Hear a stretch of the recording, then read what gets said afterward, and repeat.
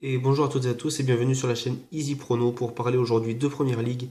Et nous allons faire aujourd'hui un focus sur Manchester City à l'occasion du match contre Stoke City ce week-end pour la deuxième journée de BPL.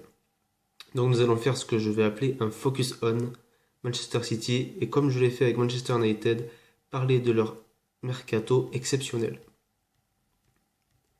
Donc on a pu voir que Manchester City avait sorti les gros sous pour notamment recruter Stones en provenance d'Everton pour 56 millions d'euros. Le joueur de 22 ans devient le défenseur central le plus cher de l'histoire. Leroy Sané, le très jeune allemand, recruté 50 millions de Schalke 04. Gundogan, le très célèbre allemand du Borussia Dortmund, recruté pour 27 millions. Nolito de Celta Vigo pour 18 millions. Et le jeune brésilien en provenance de Palmeiras pour 32 millions d'euros. Donc encore un mercato XXL côté Citizens avec un total de 183 millions d'euros. Guardiola a eu ce qu'il exigeait avec toutes ces arrivées de joueurs. Certains vont très certainement être poussés sur le banc, voire à la sortie, comme Nasri, Mangala, Joe Hart. Ou alors ils seront très discrets sur les terrains pour la saison à venir. Guardiola ne devrait pas rester là concernant les arrivées, puisqu'on parle en ce moment de Claudio Bravo en provenance du Barça, car Guardiola n'apprécierait pas trop Joe Hart. Donc comme je l'ai dit, cela pousserait quelques hommes vers la sortie. Donc Manchester City est une équipe actuellement très en forme. Ce mardi, les hommes de Guardiola lui ont offert là une première manita, c'est-à-dire une victoire 5-0 en gagnant face au Steaua Bucarest lors du barrage à Ligue des Champions, sachant que Manchester City a loupé 2 pénaltys, ça aurait pu faire un 7-0.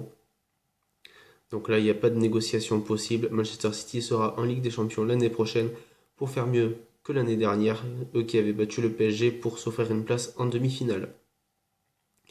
On notera le hat-trick du Kun Agüero qui avait marqué déjà contre Sunderland lors de la première journée de PPL. Attention, le petit Agüero est en forme. Donc concernant un petit peu les stats de Manchester City l'année dernière, c'était 71 buts en 38 matchs. Alors pourquoi cela? Tout simplement pour comparer un petit peu à Stoke City. J'avais dit qu'on ferait un focus exclusivement, enfin ou presque sur Manchester City, mais on va parler très brièvement de Stoke City. La saison passée, Stoke avait concédé 55 buts en 38 matchs, soit la 14e meilleure défense du championnat, pour seulement 41 buts inscrits. C'est pas énorme. Donc les cotes, Stoke coté à 4,80, le match nul à 3,75 et Manchester City à 1,65.